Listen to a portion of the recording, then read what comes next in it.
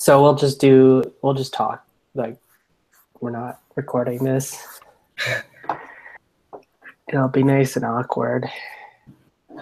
That sounds about right for me.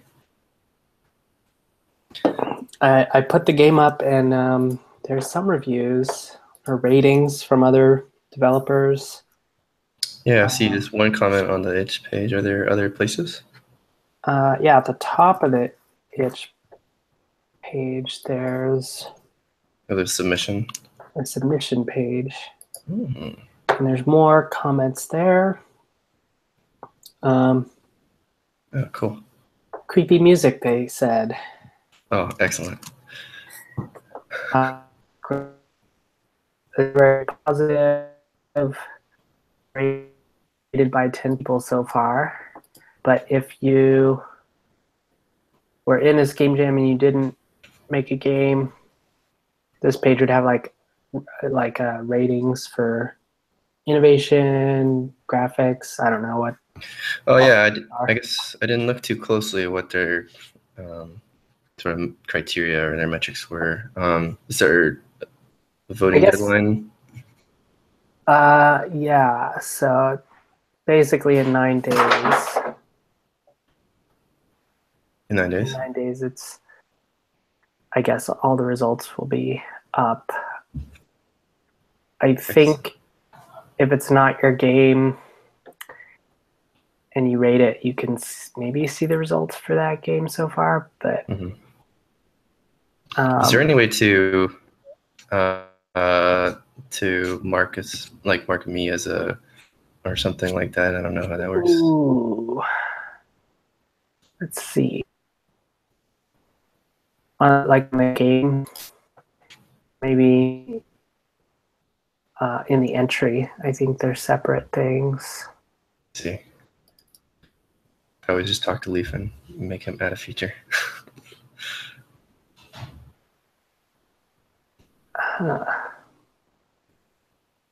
Edit. There's not much to actually put in here. Yeah, I don't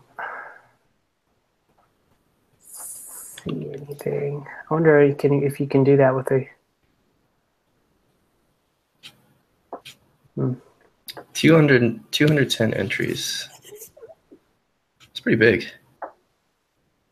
Yeah, for a month-long thing. I mean, GitHub's pretty big. Yeah. So. Have you looked at any of the other games yet? A little bit. I played some of the ones by the people that commented. And I mean, it's full range of stuff. Incomplete stuff, pretty polished stuff.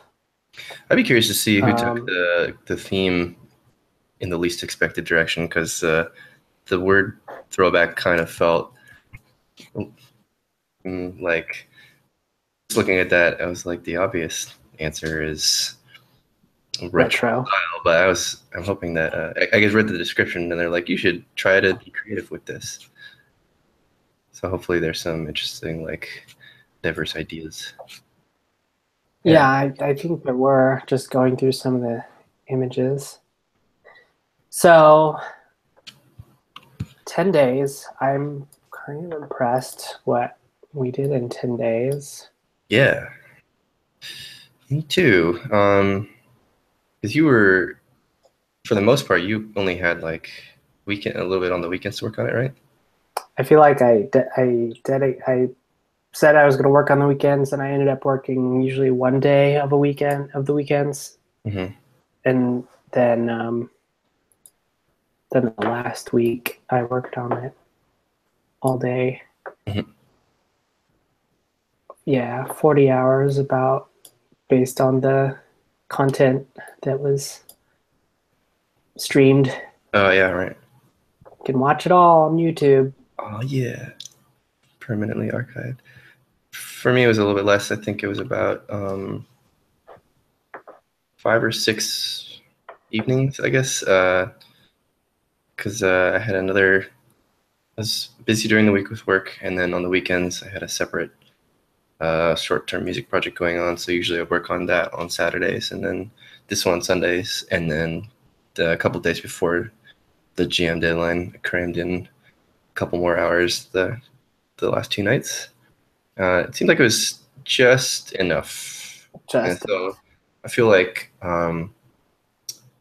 that probably means that your plan was scoped just so, was like just the right amount. I mean, the original, yeah, I guess so, because it evolved from the original thing, which was, I think, simpler. Because the original idea was actually not very fun. It took a while to add a little bit more depth and stuff. Not very fun to make, or you mean like that there was only just a sort of a skeleton of an idea? Okay. It just didn't seem, it wasn't very interesting. If you're just collecting coins. So, and then trying to add some variety. I mean, it obviously could be even better. You could have a variety of enemies, and the AI could be better, and it could be kind of optimized for different experiences. But do you have plans to keep working on it at all, to polish it up afterwards? I don't know. I think based on maybe responses, if there's anything to fix. There's actually a funny kind of bug, like the whole game. It's like, oh, the boss fight is in the Dark Realm. That's where this thing's coming from. You have to go there. So the whole thing is like, get the keys to go to the Dark Realm, and then when you finally go to the Dark Realm, the title comes up. It says Dark World. We'll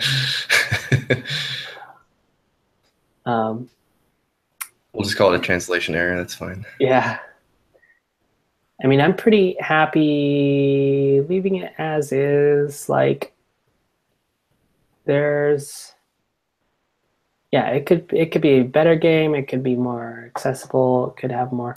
I think one of the things I thought maybe I would do is options so that you could change the mouse sensitivity and stuff. Because I imagine most people will use the mouse. Yeah, I tried it out with the mouse, and I actually had to use my system to change the mouse sensitivity because it was really, really strong. Yeah, so I turned it down, but I think it still is pretty high. This is the first time I did mouse controls. And I forgot that you have to have options to change sensitivity if you have the mouse. Like, yeah.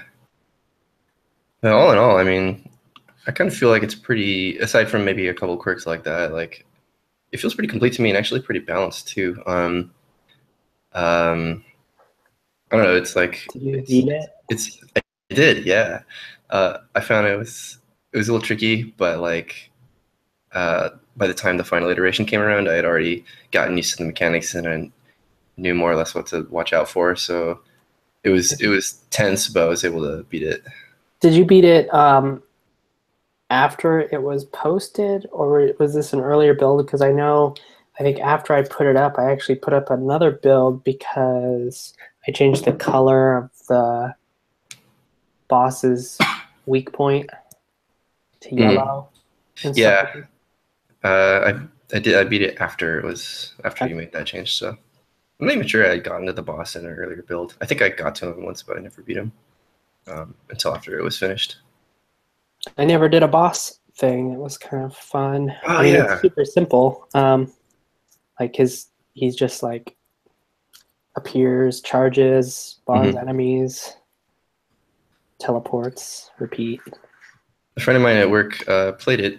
I told him about it, so he actually went to go play it, and he said that it took him a minute to figure out well, he had really nice things to say, but he said that the boss fight took a minute to figure out, not because of the yellow weak point, that's kind of obvious, but because he didn't realize that shooting 3 skulls in a row will give you sparkle bow. That was another thing I wish there was more time to do, because a lot of people don't play holding the trigger down. Like, especially on the mouse, you just kind of click. So it's harder to see. You would never see that, yeah. Yeah. And so you would just see like sometimes it would do a bomb and you don't know why. I And see. so there seems like there's a lot of work there. I'm surprised at how strange a bow is. Like I've done guns before, but a bow, you think, oh, it's a different type of gun, but it's actually like a whole different thing just because of the different, like just having two, just the states of it is like slightly different Yeah. and it changes a lot. Yeah. There's empty, transitioning to pulled, and then releasing. Oh, yeah, that's interesting. I like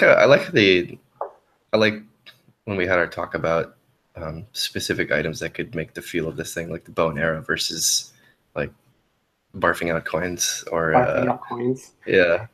I feel like I the think character that made it pretty good. I think you might have suggested the bow, but I remember Rusty also suggested the bow, and I was Yeah. like, I like the idea of a bow and arrow, Yeah. and Oh, collecting keys. I like the little weird tense point, which may or may not be tense. We have to wait for the gate to unlock. All yeah. this stuff's kind of unclear. It's kind of like, it's interesting little. Yeah. Because the first before the final build, I do remember that the giant demon head could find you pretty much anywhere. But on the last playthrough, I found that he was pretty much out of the way, and then as soon as you went to the pad, he would always come at you at this constant speed. Yeah, and It's yeah, I kind of wish I also got him to hunt you as well because I really wanted him to go around in his path. But if he saw you, he would also chase you because I liked the idea of big scary thing chasing you. mhm. But instead, he's just going on a static path until you go to the center, and then and that was kind of a debug thing, just to have to like test it. He'll go to the center and go back. Like I thought, um, Mhm.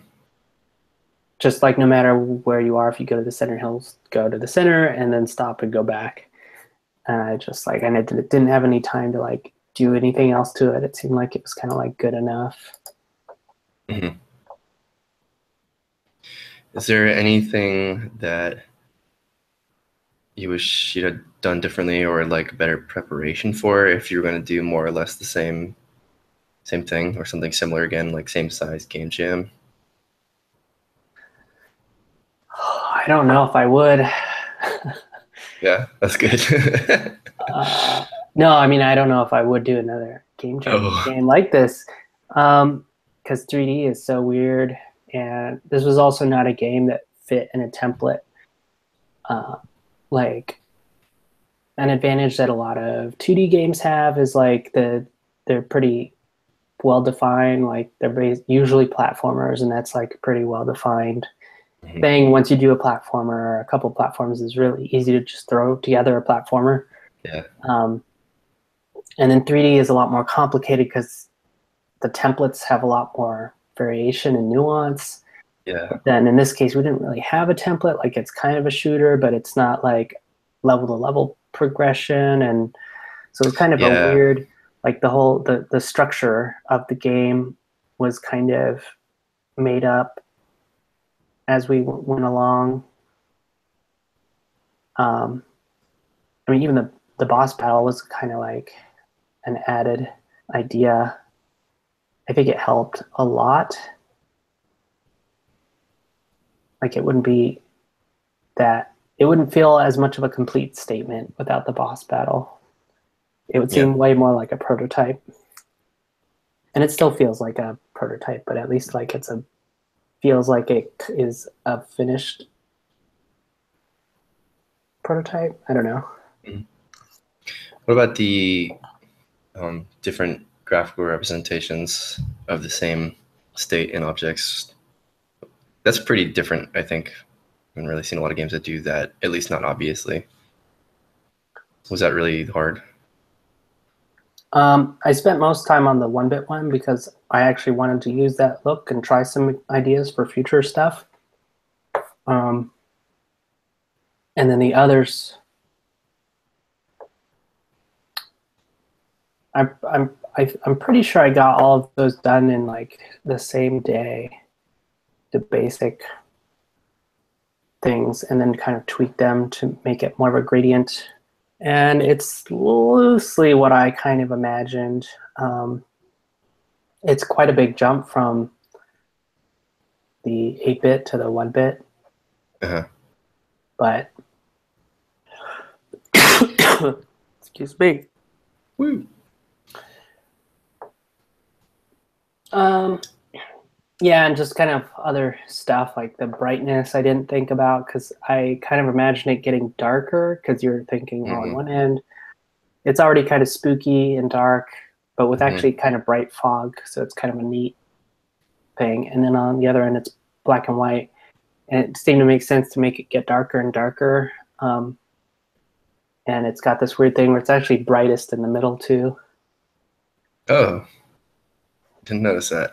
If you look at the screenshots, because most of the lighting, a lot of the lighting and stuff is turned off in the middle too, and so you can actually see more, like the fog is not there, so you actually have a little bit more visibility. And everything's brighter. Interesting. Cool. There's a great way to test some of those ideas, rendering low poly and doing a flat look and doing the 1-bit look. Do you have any other game projects like active at the moment?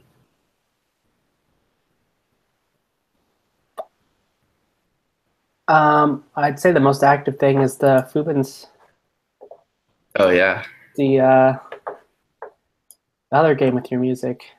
Are you gonna use any? It's kind of a. It's different, not that different. I mean, it seems like the Dark Forest game had 3D with sprites in the like the middle two or the bottom two rather. Are you gonna use anything you learned here? Didn't do sprites. I ended up just doing the 3D models, and actually I kind of wish I changed the textures because the skulls in the the 8-bit world look too detailed. They should I see now. Yeah. But they actually are 3D models, and what was nice was because they're always facing you anyway, because they're usually chasing you, and they're pixelated. They look like they look really flat. They look really flat. So I was like, oh, I'll just leave it like that. I don't want to create more work for myself. Yeah. But the indie game legend is all sprites. Some objects are 3D, like some of the blocks and bombs and stuff. I had to make some like simple 3D models. But it shares I think it shares very little with with Dark Forest. But the 1-bit thing, I'm playing and experimenting more with the 1-bit look in 3D for a potential like Zelda-like game. And I have a list of prototypes and stuff, and just kind of exploring what's interesting at the time until I figure out the next thing after to the indie game legend. Most probably bigger projects. I'm going to try and push for like bigger and bigger just to like stretch my capacity for commitment to a project. Especially while having regular life in the way, in the middle. Yeah, and other work. Yeah. We'll see. Facing that problem myself right now too. It'll be interesting. Your music came out really good, and the switching between them worked really well. Like I don't feel like we really prototyped that. Yeah, it was we were kind of betting on it. I was really happy that worked out. Yeah, the music side was interesting. For one thing, I've been relatively pretty inactive on music for a while, for the last couple of years, because of starting like a company is really basically saturated my entire focus. But it felt really good to work on music, especially music for a game again. And You want to do more?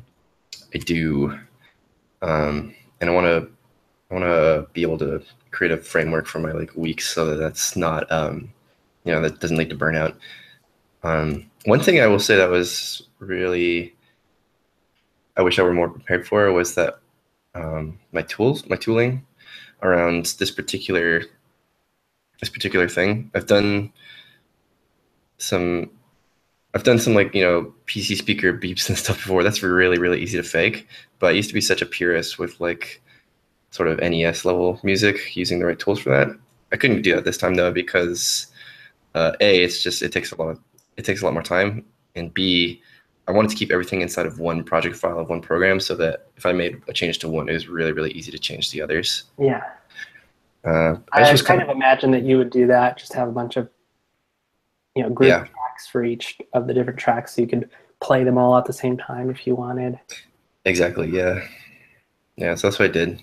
So then the kind of middle two layers ended up being the most challenging, I guess, because the top layer was where I just always started everything for composition idea, and then the bottom one was just really easy to make a completely dumbed down monophonic version of it. But the Mm-hmm. middle two is where the question was. So I didn't end up using like, you know, I guess you could call them genuine sounds for a lot of them. But considering this was just kind of a game jam project and it was like time is of the essence, I kind of feel like it ended up being a pretty good prototype too.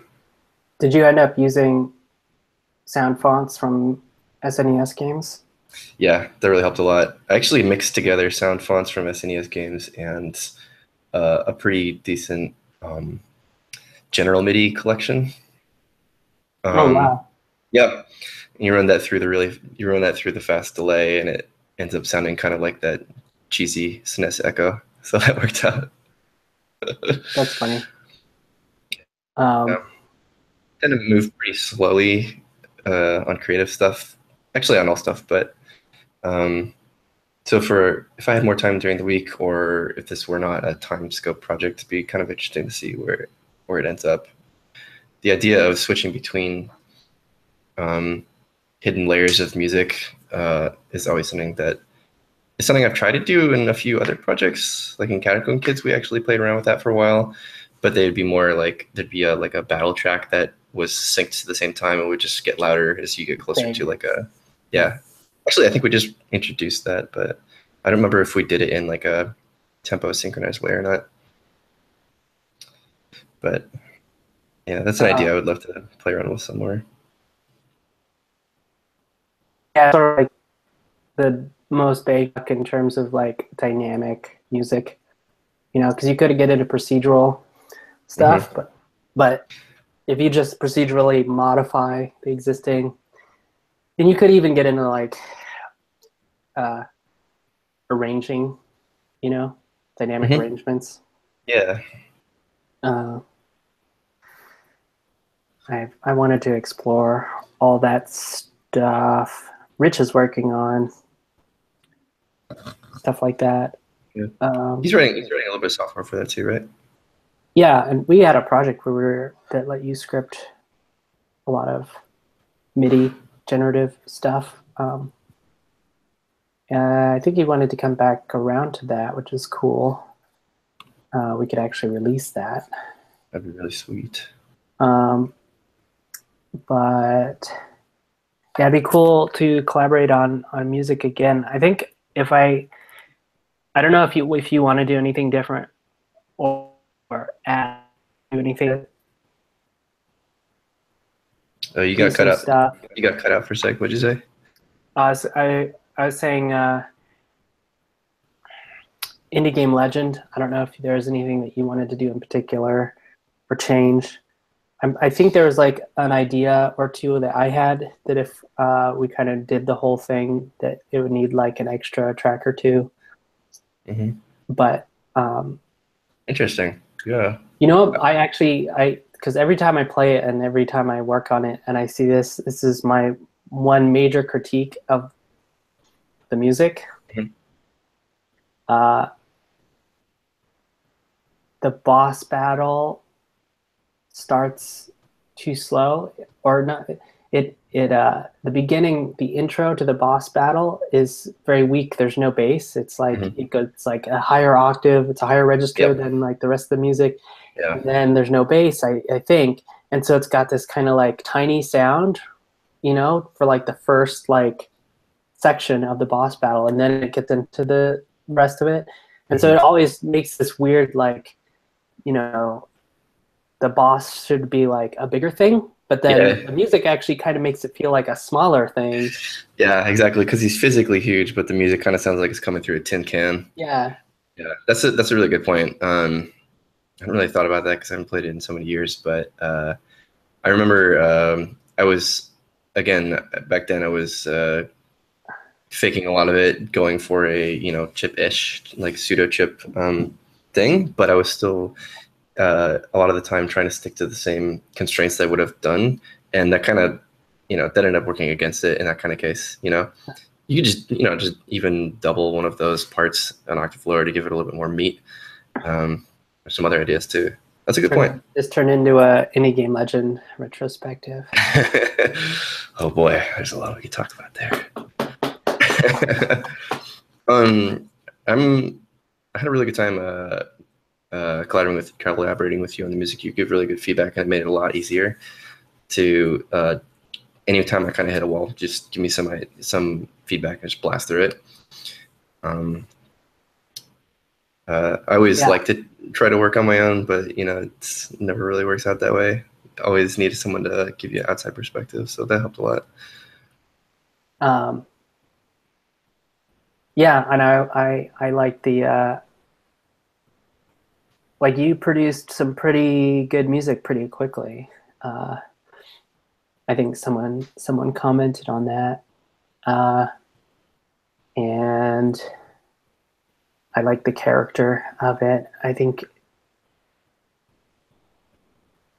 I don't know if it's intentional or just your style. You give it a little bit more character than kind of like stock, whatever. It's probably mostly accidental.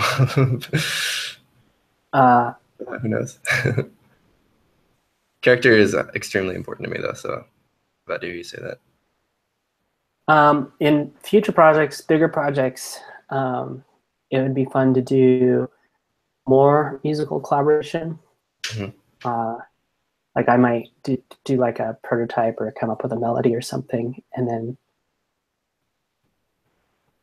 because I wouldn't have time to like get super hands on with the music, even if I would want to. Mhm. Probably depends on the project, but I'd like to participate more in the music as a musician. So Yeah, I would love that. Yeah, yeah. It's helpful that you actually have a musical background as well. So I find it's weird because literally music is a like musical background. I can see it now. Yeah, because I remember working on other games, and often the person who's doing the programming and art knows all that stuff, or at least has a good idea of that stuff, and they say, "I also want this for the music," but there's a kind of a language barrier. Um, so when I was like, "What do you think of this?" and you're like, "This thing at this point and this part," and I was just like, "Oh, totally right. Fix it. Done." Are you thinking of anybody in particular? um, no, of course not. Yeah, it helps to have some ability to talk about music. Yeah. When's the next? Are you already thinking about another project, or I mean, I guess you're still working on the 3D game Legend. Yeah, I want to ship a demo to Fubins and then talk to him about what he wants to do. Mhm. And then I probably would do that as the next project and continue to prototype other stuff. I do a lot of prototypes to test visual style and stuff like that. I have a handful of projects kind of on the roadmap, but it really, I think, depends on how far the prototypes get. All right. But actually, it would be cool to, if we do future projects, like original, bigger projects, I always like the idea of starting on the music a lot sooner, like kind of pre-production, as opposed to, more like later or concurrent with production, but actually get involved in talking about the music and trying to do some tracks early on so that you have something that actually sets the tone while you're making the game. Yeah. Okay, that's an interesting idea. Yeah. It's weird because it always helps me to have visual prototypes to work too. So it kind of creates a cycle. But I mean, like if there's, I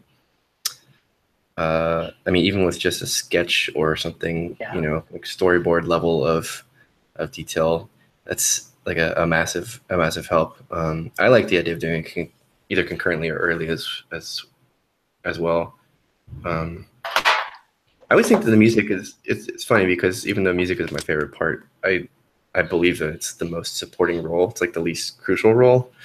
But it's weird that it can still have that effect on the character. So yeah. So I was going to write about it, I think, kind of like, actually, I don't know. I need to decide whether I'm going to add options or not. I guess I could do that later. I was going to write about it and then do a blog post and then maybe put this video at the bottom. Just as more content to share and talk about the game. Try and get more out of it. Because it was a fun project. It would be nice for more people to see it and get feedback. Yeah. Oh, you should post your iPad sketch from the brainstorm. It went from this to that. Yeah, there were coins and floating islands, and I wanted to try and put like mountain walls around the thing at least, so that it seemed like there was some edge to it. And then I was just like, "Fuck it." Yeah. Hey, it was a prioritized list of things. Yeah. There were so many more important like gameplay things. It's just like, oh, the game. It has to be playable and beatable and. Yeah. So yeah, any closing remarks? I would say it was success. It's been a while since I've been able to participate in a game jam. Thank you for inviting me to work on it, and I want to do it again. And I want to do a lot more making in general.